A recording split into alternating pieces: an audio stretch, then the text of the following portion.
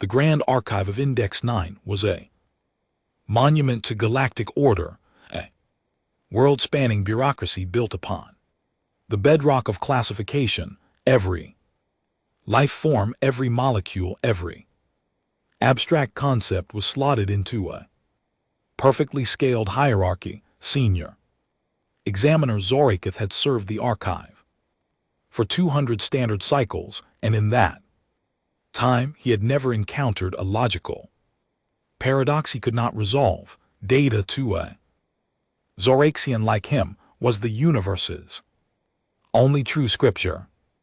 That was why the corrupted file on his terminal felt like a splinter in his cortex. The file had originated from a friend outpost, a refugee processing station designated Waypoint 77. It was a standard psychological and aptitude classification report, the kind processed by the millions.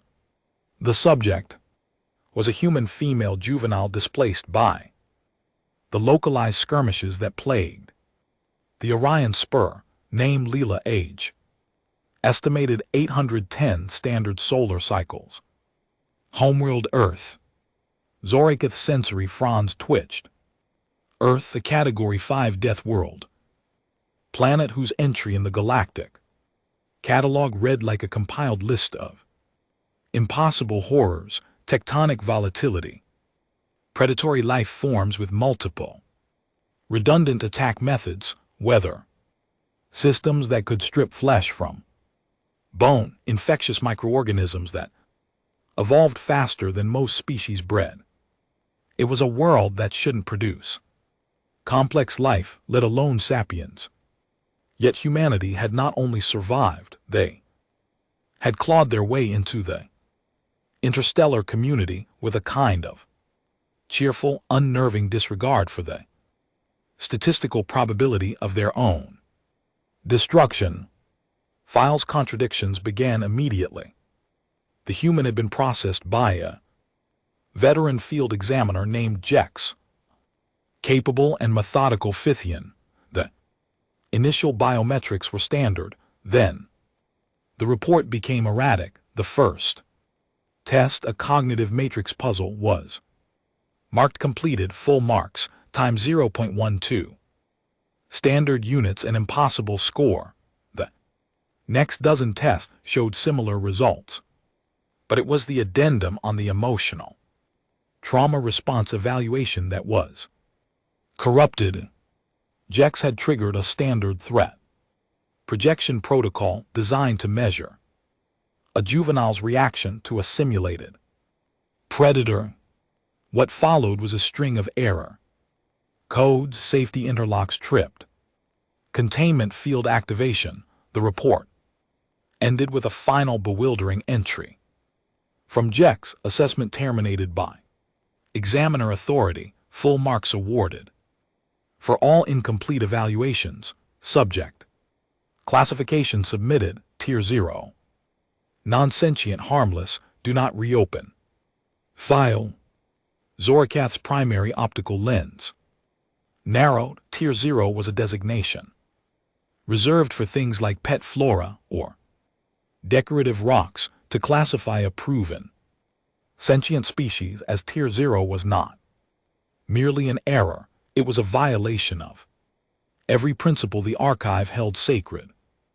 Attached to the corrupted file was a single still image captured by a diagnostic camera.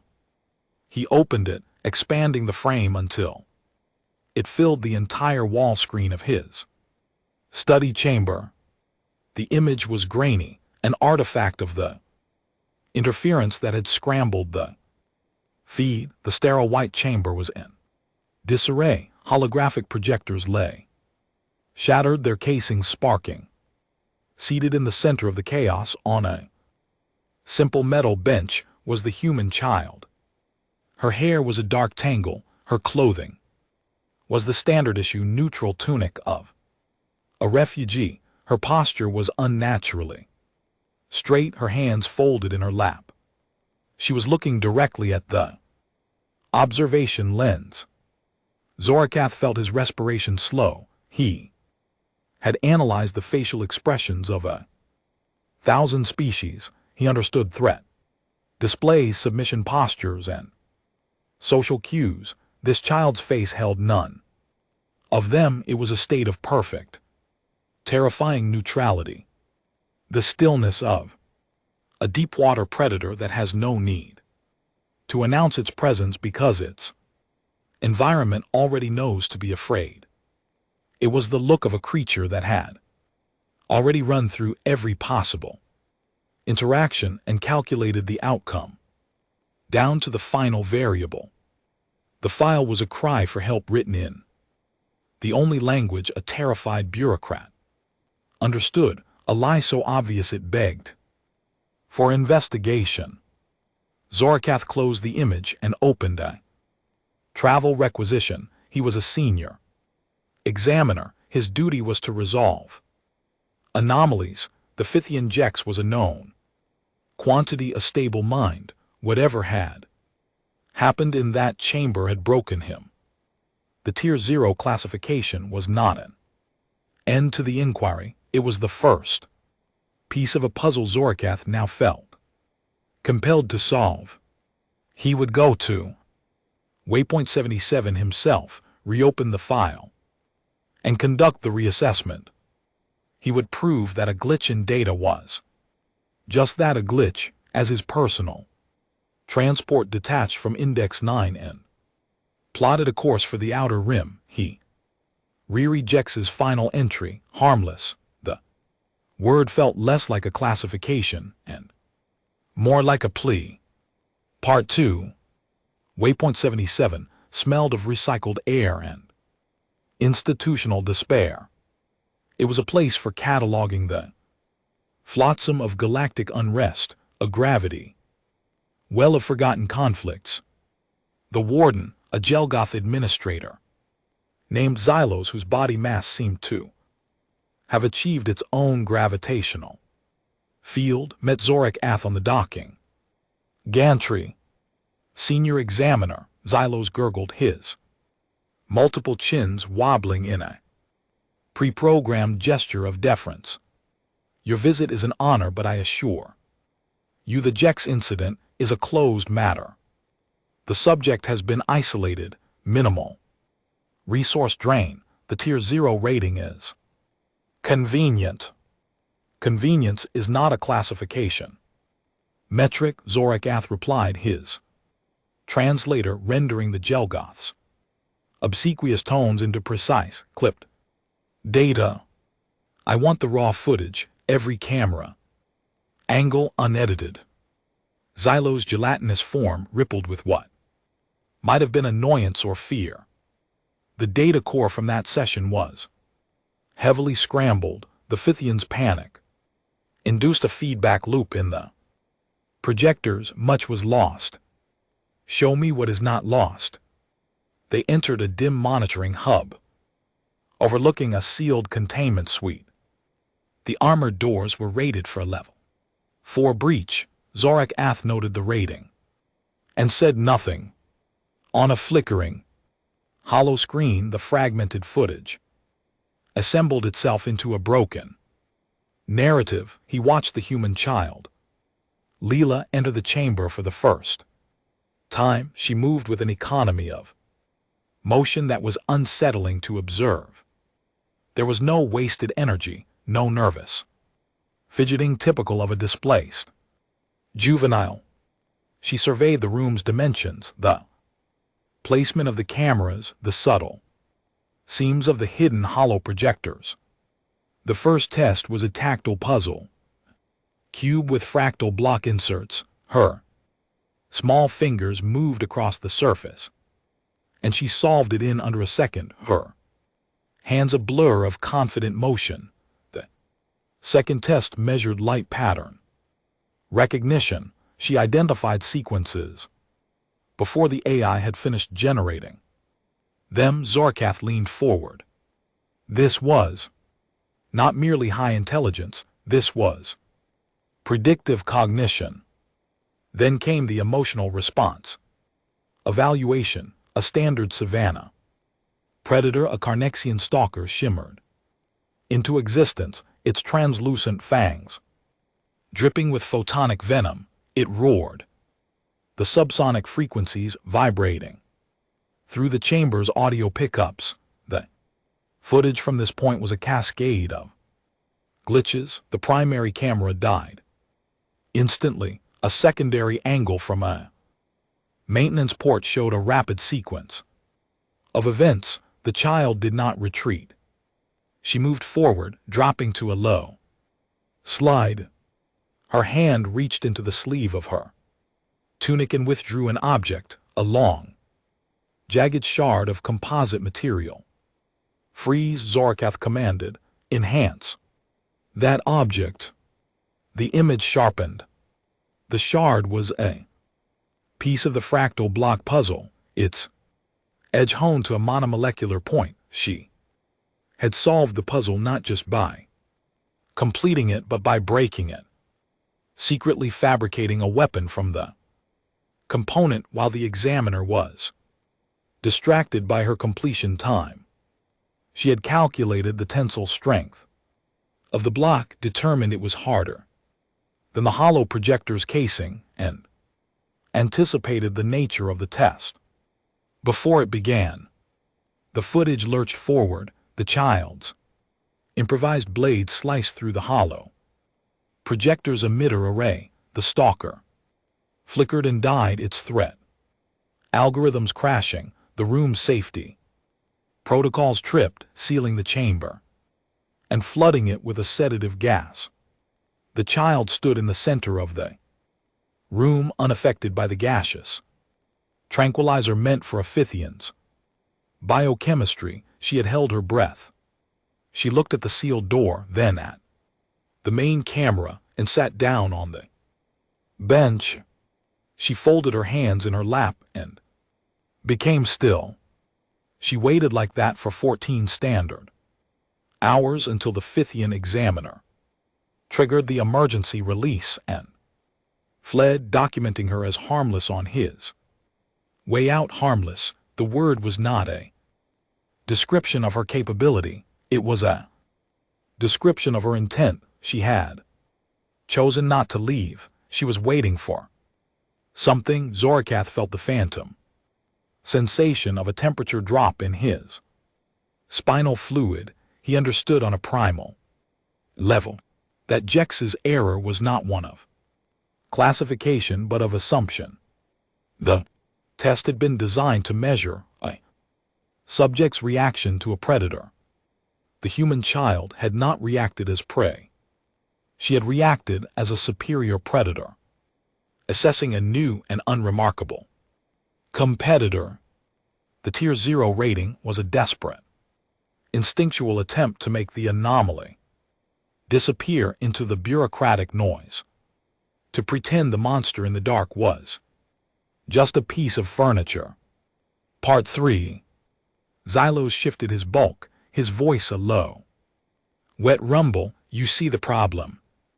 Examiner, the biofilters don't work on her. The sedatives have no effect. Her metabolism is a furnace. She processes toxins we'd classify as industrial grade solvents. We tried a nutrient paste with a mild relaxant. She detected the compound by its olfactory signature and refused to consume it, then waited 3 days until we provided a sealed emergency ration pack with a military-grade tamper-proof seal. She opened the seal with her teeth. Zorkath processed this data. Her file says she is a refugee from a Trigalactic Alliance relocation program. The Alliance does not produce children capable of dismantling psych-evaluation chambers. The Alliance lies, Xylos stated. Flatly, it's what they do. They file the paperwork, we process the bodies. But this body is a diplomatic bomb. My recommendation is we transfer her to a deep storage black site. Label her as mislabeled agricultural cargo. Forget she exists. Zorkath pulled up the limited public Data on humanity's home world. The standard galactic planetary severity index was a logarithmic scale from 0 to 10. A Class 1 world was a garden. A Class 4 was considered nearly uninhabitable, requiring genetic augmentation for long-term settlement. Earth was a certified Class 5 rating given to worlds where the environment itself was a constant active threat to life. But the classification was an abstract until you saw its consequences. Humanity's muscles were denser than galactic standard, their bone structure designed to withstand impacts that would shatter as illusion. Their eyesight was adapted not for serene filtered starlight but for penetrating shadow and glaring, unfiltered solar radiation. Their immune systems were so aggressive they had to be pharmacologically suppressed before mingling with other species lest their native gut flora colonize and overwhelm an alien's biome. But none of that data explained her mind, humanity's true death world. Inheritance wasn't physical, it was neurological, on a world where lapse in attention meant death. Sentience evolved not as a tool for social bonding but as a weapon of strategic cognition. Humans didn't just react faster, they anticipated further. They didn't just learn, they modeled the future with an accuracy that verged on prescience. The child in the chamber wasn't a soldier. She was the logical end point of a billion years of relentless environmental pressure packaged in a form designed to evoke sympathy. "I will speak with her," Zorkath announced. Xylos's body rippled in a pattern of alarm. "Absolutely not. The liability is unspeakable. If you are harmed, Index 9 will have my hide as a wall hanging. Then ensure I am not harmed. I will enter the containment suite alone." The warden argued for a full subcycle. Zorkath overruled him with the implacable weight of archive authority. Preparations were made. A full tactical team took positions outside the suite. Their non-lethal pacifiers charged and aimed. The corridor was sealed. Zorkath stood before the irising airlock door, a transparent sheet of hyperdense polymer, separating him from a figure he had only seen in corrupted pixels. He triggered the cycle. The door spiraled open with a hiss of equalizing pressure. The chamber was sterile, white, and utterly silent. The air was cool and dry. In the precise center of the floor, a small figure sat cross-legged. Her dark hair was pulled back from her face, now tied with a strip of fabric torn from her tunic's hem. She was drawing with her index finger in a thin layer of dust she had collected from a ventilation grate. The lines were intricate, forming a complex geometric pattern he did not immediately recognize. She did not look up. Zorkath stepped inside. The airlock sealed behind him with a sound of terrible finality. He engaged his translator, calibrating it for the soft, neutral tones of standard Terran English. "Greetings, I am Senior Examiner Zorkath of the Grand Archive. I am here to continue your assessment." Her finger traced a final, precise arc. In the dust, the last examiner left. Before he finished, her voice was not the high lilting tone of a child. It was flat, calm, a clinical observation delivered with the dispassionate clarity of a targeting computer. Zorkath felt the praised stillness, the ancient genetic memory of his ancestors try to claw its way into his conscious mind. He suppressed it. He was unprepared. He was afraid, she corrected. She still did not look up. His species has A flight response when their threat assessment exceeds their combat capability by a factor of 3. I estimated his threshold at 1.8. You estimated incorrectly then. He filed a report. He gave you full marks. I know he was trying to make me go away. She brushed a speck of dust from her fingertip. It won't work. Nothing ever goes away. A chill, deeper than any environmental control could achieve, settled into Zorakath's core. The Tier 0 classification was not a cage for her. It was a warning label for everyone else, and the Grand Archive, its infinite wisdom, had just sent its most senior examiner to peel back the label and see what was underneath. She was not waiting to be tested. She was waiting to see if this new examiner was smart enough to understand the test she was about to give him. Part 4. The silence stretched between them like a pulled tendon. Zorakath's training demanded he follow the script. He raised his data slate, its soft glow reflecting off the sterile white walls. I am going to administer the standard verbal cognition and socio-emotional index. Please state your full designation. I am called Leela. State your planet of origin. Earth. The word hung in the air, a single syllable containing tectonic shifts and atmospheric violence. Define safety, he said, reciting the standard prompt for displaced juveniles. Her eyes remained fixed on the dust drawing before her.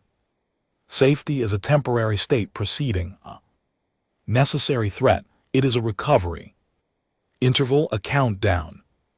The answer was so cold, so structurally precise, it fell outside every metric in the PsychEval database. The test expected an emotional association. Safety is my mother's arms, or safety is a warm blanket, not a tactical definition. Zorakath recalibrated. Define home. She paused, her finger, which had been tracing the dust, stopped completely. The stillness was profound. A crater field 60 light-years from here, she said, with no atmosphere and no survivors. The words hit Zorakath with the force of a physical blow. His sensory fronds went slack. This was not the testimony of a displaced refugee. This was an after-action report. The Trigalactic Alliance relocation program was a fiction, a thin veneer painted over a far darker truth. He had seen military reports read with less detachment. He took a step closer, breaking his own protocol of maintaining a non-threatening distance. You are not a refugee, he stated. Finally she raised her head. The motion was smooth, efficient, drawing his gaze directly to her pale gray eyes. They were not the eyes of a child. They were optics calibrated for a battlefield, analyzing range, threat, and vector. The image from the corrupted file was now a high-definition, motion captured reality. The stillness was not passive. It was charged, a coiled spring of potential energy waiting for a trigger. The ship that brought me was a military transport, she said, her voice never rising above a low monotone. Its manifest was falsified. The station warden Xylos accepted the falsified manifest because the Alliance threatened to audit his supply chain. He is corrupt. The Fithian examiner Jax was not corrupt. He was perceptive. He understood what he was seeing, and he ran. Zorakath's mind was reeling, processing the layers of meta-analysis she was demonstrating. She hadn't just observed the events, she had reverse-engineered the political and psychological motivations of every actor in the sequence. He abandoned the script. Standardized test was useless. It was a measuring stick designed for bacterium. And he was standing before a supernova. "What is your function?" he asked, the question wrong, stripped of bureaucratic polish. Leela stared at him. The air in the chamber seemed to contract, pressing in on him. He became acutely aware of his own heartbeat, a fluttering, vulnerable thing in his thorax. The tactical team outside the door was a meaningless abstraction. In the time it would take the door to cycle open, a dozen outcomes could play out, and in every single one of them, he saw his own form crumpled on the floor. "I'm waiting," she said softly, "for you to tell me why you're afraid." Zorakath's vocal apparatus seized. The praise stillness he had fought down now flooded his system. His chromatophores cycled wildly, betraying him with splashes of panic, yellow and dread. Violet, he could feel the tremor in his secondary articulation tentacle, the one he used for delicate data entry. She saw it, her gaze flicking down to the limb. For a microsecond, cataloging the data point. He hadn't blinked. He tried to remember how long it had been since his nictitating membrane had cycled. 7 seconds, maybe more. "You have a tremor in your secondary articulation tentacle," she stated, mirroring his own clinical analysis. "Your dermal chromatophores are cycling through a threat-response pattern. You haven't blinked in 7 seconds. You are afraid." It was a total dissection, a complete verbal dismantling of his physiological responses. He was not interviewing a subject. He was being targeted by a deep cover intelligence asset. He realized with a horrifying clarity that Jex's Tier 0 classification was not a dismissal. It was the highest form of respect. The Fithian had come into this room expecting a child and had found a weapon so refined it had no need to brandish its edge. It simply existed, and that existence was the threat. To classify her any higher would be to admit into the galactic record that such a being could exist, and that admission would demand a response no bureaucracy was prepared to give. Zorakath took a step backward. The sound of his foot on the polymer floor was the loudest thing in the universe. The interview was over. It had been over the moment the airlock sealed. The only question remaining was whether she would let him leave. Part 5. Zorakath backed out of the containment suite, the airlock door spiraling shut like a closing eye. The tactical team relaxed their stances, their pacifiers lowering. They looked at him, waiting for a debrief. He offered none. His chromatophores were still a chaotic mess of disgrace and terror. He pushed past them, his robe sweeping the grimy deck plates, and didn't stop until he was back in the monitoring hub. Xylos was there, a sweating mound of anxiety. "You see," the warden gargled, "you see. Now it's a monster, a perfect quiet little monster." "No," Zorakath said, his voice a hollow approximation of its normal timbre. "She is not a monster. She is a product, a prototype." He turned to face Xylos, his optical lens focusing with a hard, dangerous light. "I want the unredacted file, not the Alliance propaganda, the real one. I have archive override authority. Give it to me or I will have Index 9 quarantine this entire station and dissect your financial records on a public feed." Xylos deflated, a massive balloon punctured by a single sharp point. The data was surrendered. Zorakath accessed it from a secure terminal, his tentacles flying over the interface. The Alliance military seal was a complex encryption layer, but the archive cyber intrusion suites were designed by the greatest minds in the galaxy. The seal shattered and the truth spilled out like viscera from a wound. Project Nightfall. The documents were a horror show of eugenics and experimental warfare. The Trigalactic Alliance, fearing the unpredictable expansion of humanity into their carefully managed sectors, had embarked on a secret program to weaponize the very thing that made humans terrifying, their death world. Biology. They had taken genetic samples from the most aggressive, adaptable, and intelligent human specimens they could find covertly through kidnappings and black site medical screenings.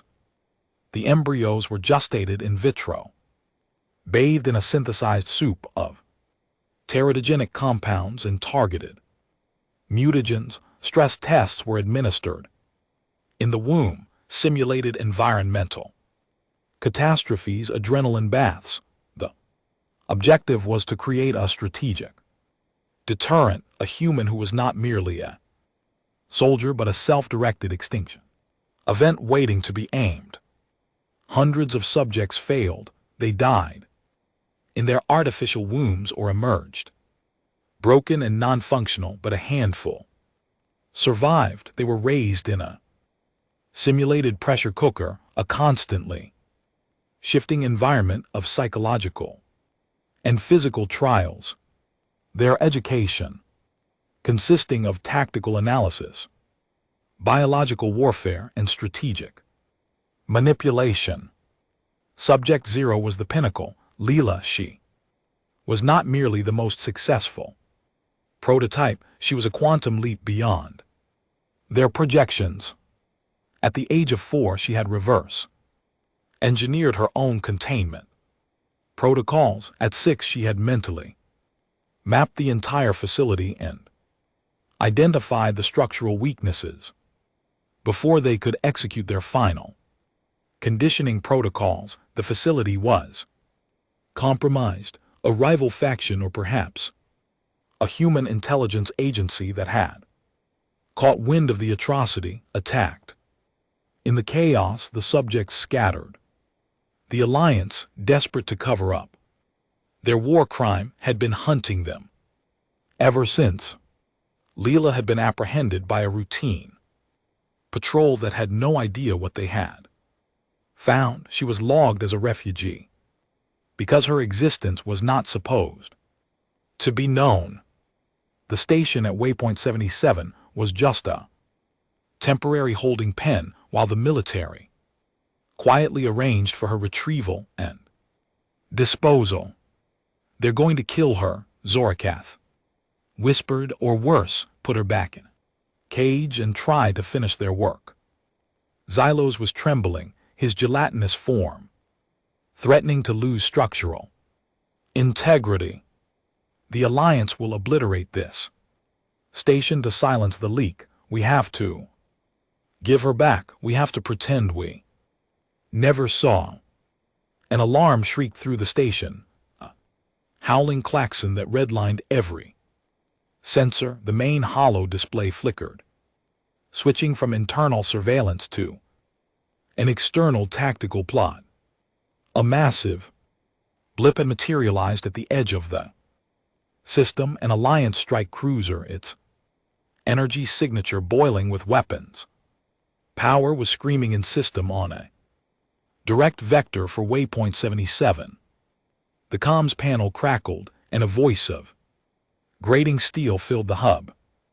"Waypoint 77, this is TAS Relentless. You are in possession of Alliance strategic asset. Surrender Subject 0 immediately. Non-compliance will be met with lethal force. This is your only warning." Xylos wailed, a high-pitched sound of pure, undiluted terror. The tactical team scrambled, their orders forgotten. Zorakath stared at the tactical plot, the massive warship eclipsing the starfield. He had spent 200 years believing in order, in classification, in the idea that if you could just define something correctly, it could be controlled. But Leela was a variable that could not be defined by the Alliance, by the archive, or by him.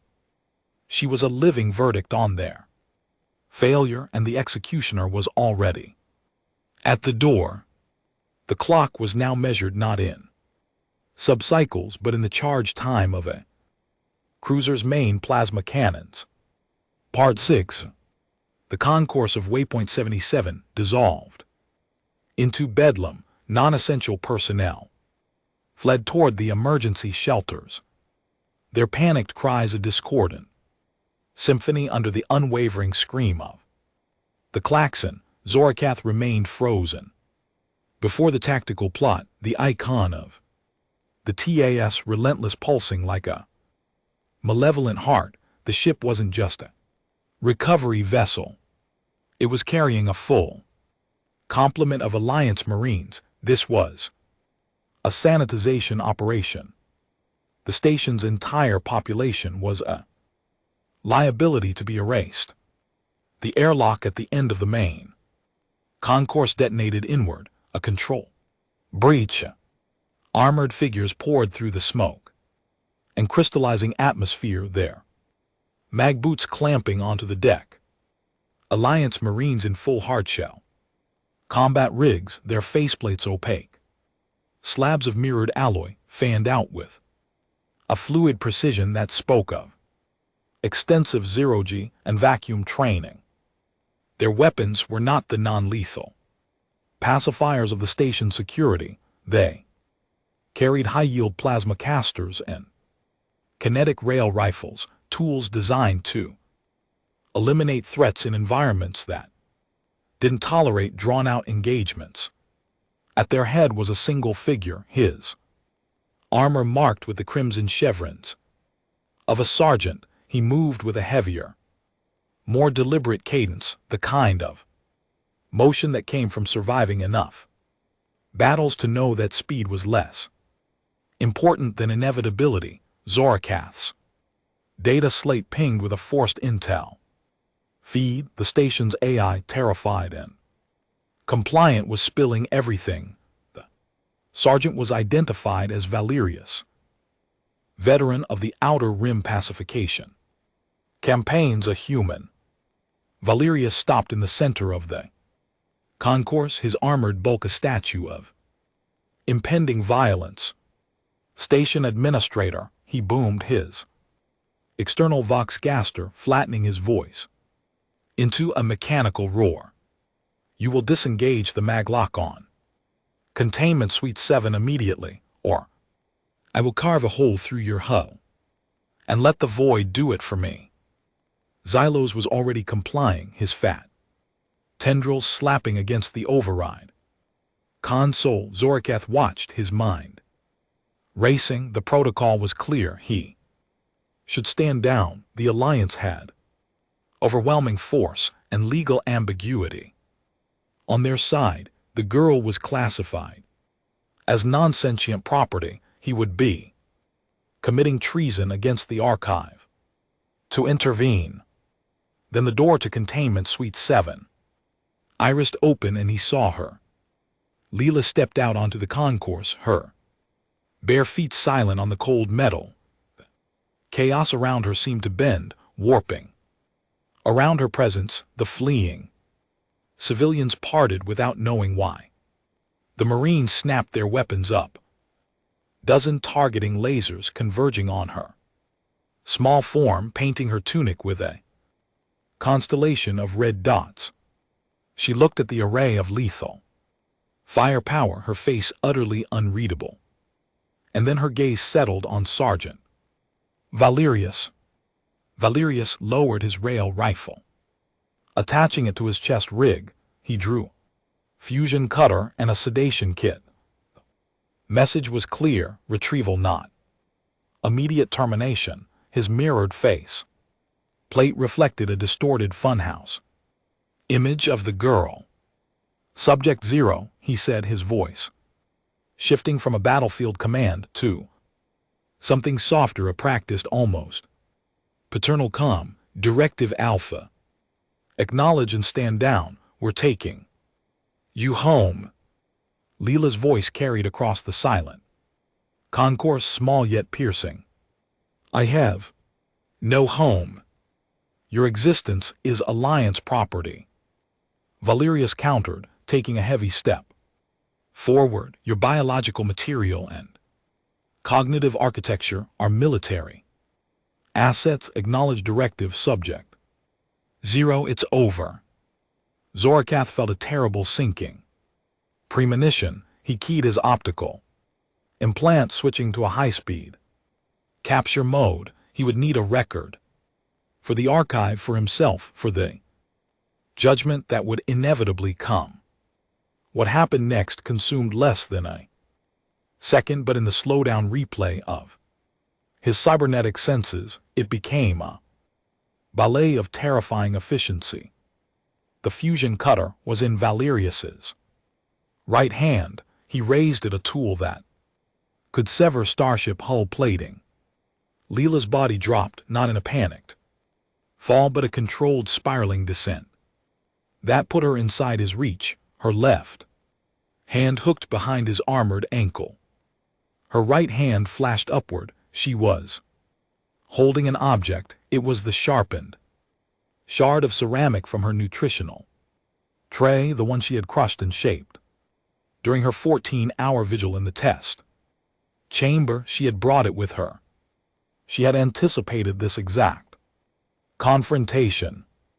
The ceramic spike, harder than the flexible joint seal between the sergeant's armored boot and shin guard, punched through the polymer weave. It severed the Achilles tendon with surgical precision. It was not a killing blow. It was a disabling strike of pure mechanical genius. A body in armor cannot move without the complex synergy of its joints. Valerius's leg buckled. The fusion cutter, arcing down in a reflexive swing, missed her by a full meter and carved a glowing trench into the deck. Before the half-ton of marine and armor could even crash to the ground, Leela was already behind him, the shard now pressed flat against the exposed neural interface port at the base of his helmet. A single push and she could sever his spinal column from his brain stem. She didn't push. She stood over the crippled Marine, his blood pooling in the geometric joints of his armor. The other Marines had their weapons trained, but none of them could fire without risking a catastrophic overpenetration. Through their sergeant, the standoff was absolute. Leela looked up from the carnage, past the ring of weapons, past the panicked warden, and locked eyes directly with Zorakath in the observation window. The intercom was still hot from the earlier alarm. Her voice came through it, calm as still water, a soft whisper that filled every corner of the monitoring hub. Examiner, your test was incomplete. I have a new classification proposal. Would you like to hear it? Part 7. Zorakath's hand hovered over the intercom toggle. Every regulation, every strand of his cultural conditioning screamed at him to stay silent, to observe. An examiner does not interfere. But he was no longer an examiner. He had ceased to be one the moment the airlock sealed behind him in that sterile white room. He was now a witness, and a witness who does not act is a collaborator. He slammed the toggle. Proceed. The Marines shifted, their targeting lasers dancing a frantic red ballet across her small frame. They were waiting for a command from their fallen sergeant, but Valerius was immobilized, his vital signs flickering across their HUDs, his body a shield she had deliberately chosen not to break. On the tactical plot, the TAS relentless was powering up its ventral plasma. Batteries, the station's deflectors, already flickering under the strain of an incoming targeting lock. Leela's voice remained level, a tutorial, delivered in the heart of a storm. Project Nightfall was designed to produce a weapon. Its architects believed they were engineering stronger human by accelerating the death world adaptive response. They failed to account for variable their own models predicted but dismissed as a low order probability. A human child can master fear before it masters speech. She took a small step, dragging the fallen sergeant's form with a subtle leverage of her legs, using him as a mobile shield. The Marines adjusted, their panic now a palpable fog in the electrical spectrum. Fear is not an emotion to a human, she continued. It is an endocrine state. The Alliance tried to amplify my fear response to make me controllable. The biological consequence was an adrenaline cascade that hyperoxygenated my tissue during the critical developmental phases. They didn't create a weapon they could aim. They created a life form that learned to perceive their control mechanisms as the primary environmental threat. Zorakath listened, his mind translating her words into the cold language of the archive. She was not a failure of the project, she was its transcendent, unintended evolution, a sentient adaptation to the lab itself. The scientists had become the predators in her environment, and she had, with the chilling, methodical patience of her species, adapted to hunt them. My classification proposal is not tier 0. It is not a weapon. I am a sovereign entity, a new species of one. I am a death worlder, a word you have used as a pejorative, a label of dangerous primitivism. The label is a correct biological descriptor, but your scales measure response to fear. Your test failed because you were looking for data, and I gave you an answer you could not compute. On the tactical plot, the relentlesses weapons went hot. A particle beam lanced out, a warning shot that sheared off a communications array 100 m from the main hull. The station shuddered. Klaxons were now a continuous, deafening scream. Xylos was a puddle on the floor, his species fear response rendering him a non-participant. The countdown to annihilation had entered its final seconds. Zorakath made his choice. It was not a decision born of logic. It was the recognition of a flaw in the universe's grand design, an error in the code of civilization. You do not classify a star, you bear witness to it. His tentacles flew across the master control console. He triggered an honest spheric scrambler, a crude but effective device designed to disrupt sensor readings in the case of a solar flare. The station's external arrays belch out a wall of electronic noise, a wall that would blind the cruiser's precision targeting for exactly 60 seconds.